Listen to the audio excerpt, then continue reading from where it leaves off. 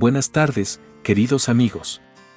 Quiero informaros de que ya tenemos nuestra página oficial de Facebook. Para aquellos que queráis podáis apoyarnos, una página en Patreon. Sin vosotros, este proyecto no podría existir. Tenéis los enlaces en la descripción en el comentario fijado debajo del video. Disfrutad del contenido. Mi mujer me miró fijamente a los ojos y, con una frialdad que me heló la sangre, sentenció. Tus padres son tu problema. Tu dinero es tuyo. No levantó la voz. No dudó ni un segundo. Lo dijo con la naturalidad de quien enuncia una verdad universal, como que el cielo es azul sobre Madrid o que las facturas de la luz siempre llegan más caras de lo esperado. Yo simplemente asentí y esbocé una sonrisa apenas perceptible. Salí al garaje, me encerré en mi coche y, envuelto en el silencio del habitáculo, corté de raíz los 3,000 que salían de mi cuenta cada mes. 30 días después, toda su familia estaba sumida en el pánico más absoluto. Y por primera vez en años, yo no moví un dedo para apagar el incendio.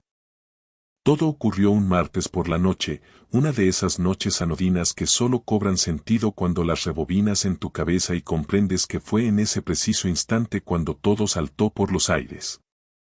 Las luces LED de la cocina parecían brillar con una intensidad quirúrgica.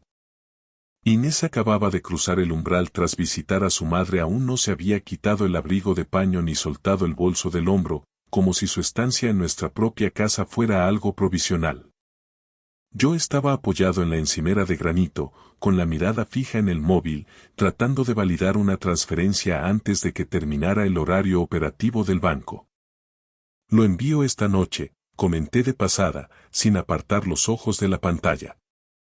Papá tiene otra revisión esta semana en la clínica privada y andan bastante cortos de efectivo para cubrir los copagos y la medicación.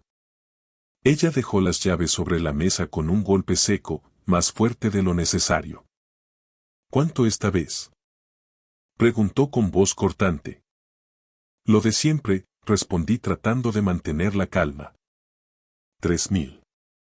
Se hizo un silencio espeso, una pausa tan afilada que casi pude sentir el tajo antes de que pronunciara palabra. Alcé la vista.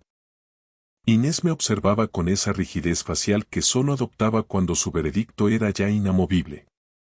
Manuel, dijo arrastrando las sílabas, ya hemos pasado por esto 1000 veces. Me incorporé, manteniendo el pulgar sobre el lector de huellas del teléfono. Lo hemos hablado, sí, pero su situación no ha mejorado.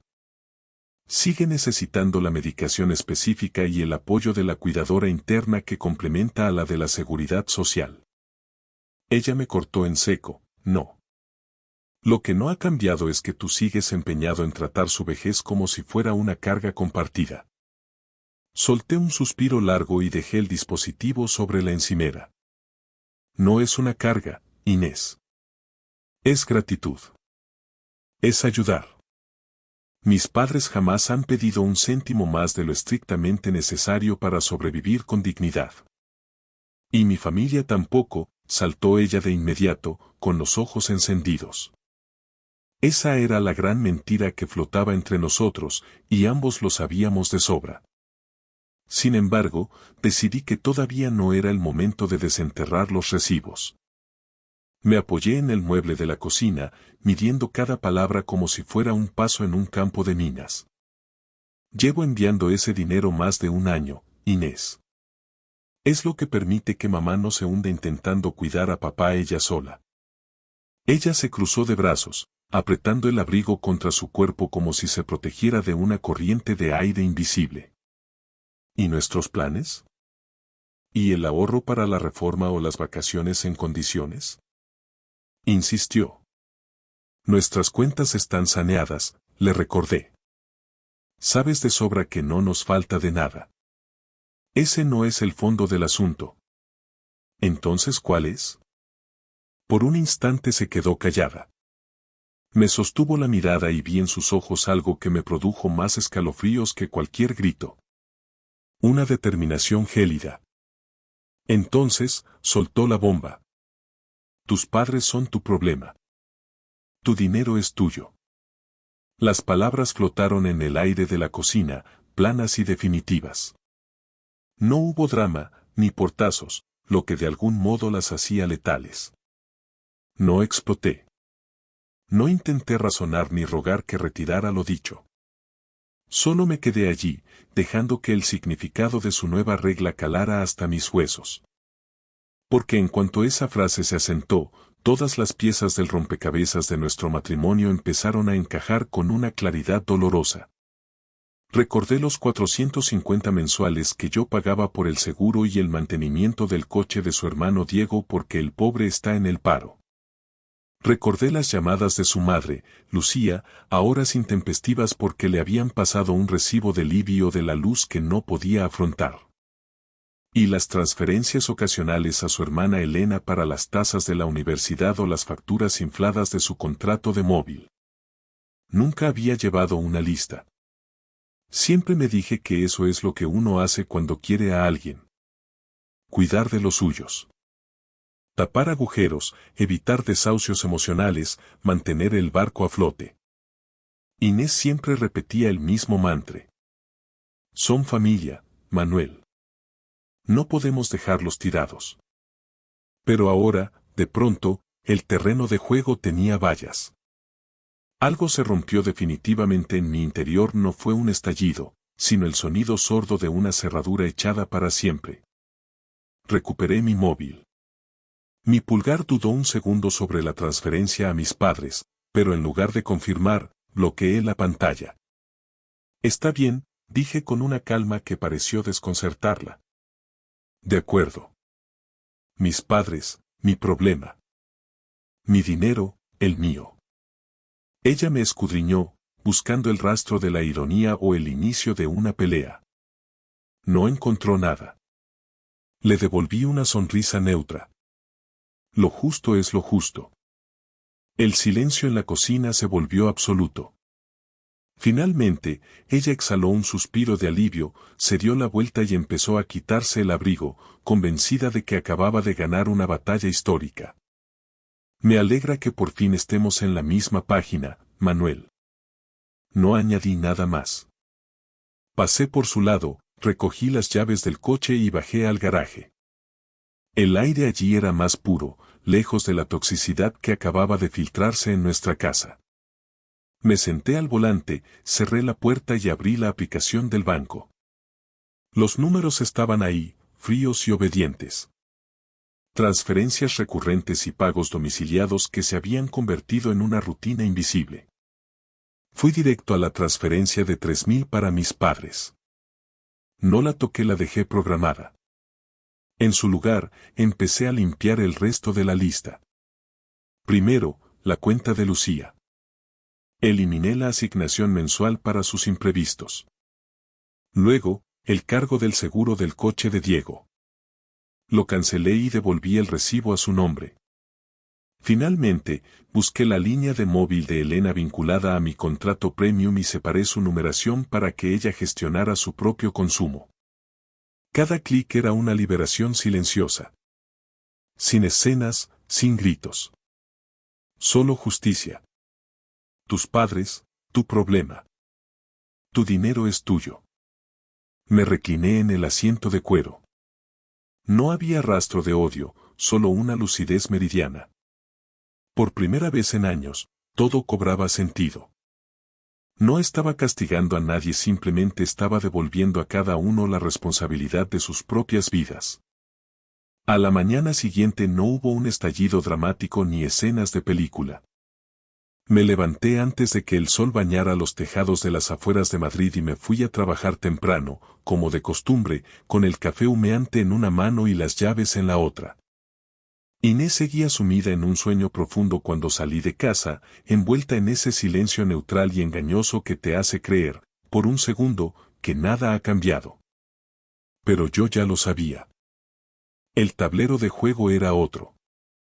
A mitad del trayecto por la 6, me di cuenta de algo que no había experimentado en años. Mis hombros no estaban contraídos. No había tensión en mi mandíbula. Durante mucho tiempo había cargado con un peso invisible, una arquitectura de obligaciones ajenas que ahora, al desaparecer, dejaba un vacío extrañamente ligero. Aprovechando un semáforo en rojo cerca del Paseo de la Castellana, abrí la aplicación de notas de mi móvil. Necesitaba ver la magnitud del agujero negro por escrito. Empecé a listar con precisión quirúrgica. Diego. Seguro del coche, mantenimiento y tarjetas de gasolina para sus entrevistas, unos 450 al mes. Elena. Línea de móvil premium, datos ilimitados y suscripciones a plataformas, 130 al mes. Lucía. Copagos de recetas crónicas, facturas de luz de su piso antiguo y el agua, unos 500 al mes. Transferencias varias. Cumpleaños de sobrinos, alquileres que se retrasaban, multas imprevistas. Un flujo constante e impredecible de capital que nunca retornaba. Miré las cifras y sentí un escalofrío. No era solo el total acumulado, sino el patrón de parasitismo. Todos esos pagos nacieron con la etiqueta de ayuda temporal hasta que alguien se estabilizara, pero en esa familia la estabilidad parecía ser un concepto alérgico. A media mañana, mientras revisaba unos informes en la oficina, el móvil vibró sobre la mesa. Era Diego. Oye, Manuel, una pregunta rápida, dijo con un tono que intentaba ser casual, pero que destilaba una tensión mal disimulada. ¿Ha pasado algo con el seguro o con la tarjeta de la Repsol? ¿A qué te refieres exactamente? Pregunté, manteniendo la voz nivelada. Pues que me han rechazado la tarjeta en la gasolinera y en la aplicación del seguro me sale un aviso de impago. Es correcto, respondí con una calma glacial. No se han tramitado los pagos. Hubo un silencio denso al otro lado de la línea. Espera. ¿Me estás diciendo que ya no lo cubres tú? Tu coche, tu responsabilidad, Diego. Es una regla simple. ¿Hablas en serio? Soltó una risa incrédula, casi ofensiva. Tío, tengo planes para este fin de semana, necesito un poco más de margen. Te he dado margen durante 18 meses, le corté. Es tiempo de sobra. Colgó murmurando algo sobre mi falta de solidaridad. Apenas 5 minutos después, el teléfono volvió a cobrar vida. Lucía. Dejé que saltara el buzón de voz, pero insistió 3 veces más. A la cuarta, descolgué. Manuel, hijo, menos mal. Exclamó con voz agitada. Estoy en la farmacia de guardia y hay un problema con la tarjeta de débito que me diste. Dicen que no pasa. Eso es porque ya no está operativa, Lucía, contesté. ¿Cómo que no está operativa? Exigió saber, pasando de la angustia a la indignación en un segundo. Si la usé para el súper el viernes pasado. Lo sé, pero eso fue antes de que cambiaran las reglas de juego. ¿Es un error del banco? Preguntó ella, tratando de encontrar una salida lógica. Necesito esta medicación para la tensión, Manuel, no es un capricho. Lo entiendo perfectamente, dije. Y estoy convencido de que Inés, como tu hija que es, te ayudará a solucionarlo de inmediato. ¿Inés? ¿Y qué tiene que ver ella con esto? Preguntó desconcertada. Ella dejó muy claro anoche que cada uno debe encargarse de su propia familia. Yo solo estoy respetando su voluntad. El silencio que siguió fue absoluto, roto solo por el ruido de fondo de la farmacia. ¿Estás hablando en serio? Preguntó finalmente con un hilo de voz. Manuel, esto es ridículo. Somos familia. Mis padres también lo son, Lucía. Y ellos también necesitan su medicación, respondí antes de colgar. Antes de comer, llegó el último ataque. Un mensaje de Elena. Oye, me sale que mi línea se ha desvinculado del contrato principal. ¿Has tocado algo? Le escribí con una lentitud deliberada. Tu línea está ahora a tu nombre y bajo tu responsabilidad bancaria. Tendrás que gestionar tú los recibos a partir de ahora. La respuesta fue un aluvión de exclamaciones. ¿Es una broma? Tengo trabajos que entregar y necesito los datos. No puedes hacerme esto. No me molesté en contestar. Cuando llegué a casa esa tarde, la atmósfera era eléctrica. Inés me esperaba en la cocina, con el móvil ardiendo de notificaciones y una expresión que ya no era de triunfo, sino de desconcierto. ¿Pero qué has hecho, Manuel? Disparó nada más verme cruzar la puerta. He seguido tu regla al pie de la letra, dije dejando las llaves sobre la misma mesa donde anoche ella dictó su sentencia. No hagas eso, me espetó, señalándome con el dedo. No retuerzas mis palabras para vengarte. No hay venganza, solo coherencia, repliqué. Fuiste tú quien dijo. Tus padres son tu responsabilidad, tu dinero es tuyo. He aplicado esa lógica a todo lo que no me corresponde. Pero así no funciona un matrimonio. Somos un equipo. Exclamó ella, con la voz quebrada por la frustración. Entonces quizá deberíamos sentarnos y redefinir qué entendemos por equipo, dije con una frialdad que me sorprendió a mí mismo. Ella negó con la cabeza, intentando resetear la situación como si fuera un mal sueño. Mira, lo solucionaremos. No hace falta volverse loco ni cortar el grifo a todo el mundo por un comentario desafortunado en un momento de tensión. No se trata de un comentario, Inés, dije mientras caminaba hacia el pasillo sin mirar atrás. Se trata de la verdad que ese comentario dejó al descubierto. Y esa verdad no se puede ignorar. Pasaron 2 semanas y la atmósfera en nuestra casa de las afueras de Madrid se volvió densa, casi irrespirable. El silencio que antes compartíamos como un refugio tras la jornada laboral se había transformado en una guerra fría de trincheras invisibles. Las llamadas de su familia eran ahora un goteo incesante, un ruido de fondo que Inés ya no podía ignorar ni delegar. Ahora era ella quien debía dar la cara ante las urgencias de los suyos. Una tarde de jueves, mientras yo preparaba una cena ligera, Inés irrumpió en la cocina con el rostro desencajado y los ojos inyectados en sangre. Blandía su teléfono móvil, donde lucía abierta la aplicación de nuestra cuenta bancaria compartida. Manuel, acabo de revisar los movimientos de la cuenta común, disparó sin preámbulos. Faltan casi 3.000 euros del saldo habitual. ¿Dónde está ese dinero? En mi cuenta personal, respondí con una calma glacial, sin dejar de picar los tomates para la ensalada, tal como acordamos. Mi dinero es mío, ¿recuerdas? Ella se quedó boquiabierta, teniendo que apoyarse en la mesa de roble para no perder el equilibrio. Pero ese excedente es para la hipoteca, el seguro de la casa y los gastos fijos del mes.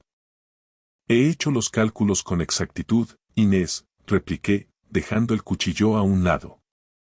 Mi parte proporcional de la hipoteca, el IBI, que por cierto, este año ha subido, la tasa de basuras, la luz y el agua ya está ingresada en el fondo común. Lo que he retirado es el sobrante que tú solías desviar sistemáticamente para cubrir las emergencias de tu madre y tus hermanos. Como ahora cada uno es responsable de su propio árbol genealógico, he decidido que ese dinero vaya íntegramente a un fondo destinado a la operación de cadera de mi padre en la clínica privada. No puedes tomar una decisión unilateral así sin consultarme. Gritó, perdiendo los estribos.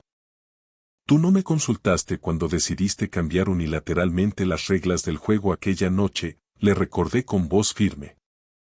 Simplemente dictaste una sentencia. Yo, como buen compañero, solo estoy aplicando tus leyes con rigor absoluto. Inés se derrumbó en una de las sillas, ocultando el rostro entre las manos. Mi madre no puede afrontar el alquiler de este mes en su piso, Manuel. Diego se ha quedado sin el seguro del coche y no tiene cómo desplazarse a las entrevistas de trabajo en el polígono. Elena se ha quedado sin datos en el móvil y ha perdido el plazo de entrega de un proyecto crucial en la facultad. Están desesperados. Es realmente curioso, dije, cruzándome de brazos.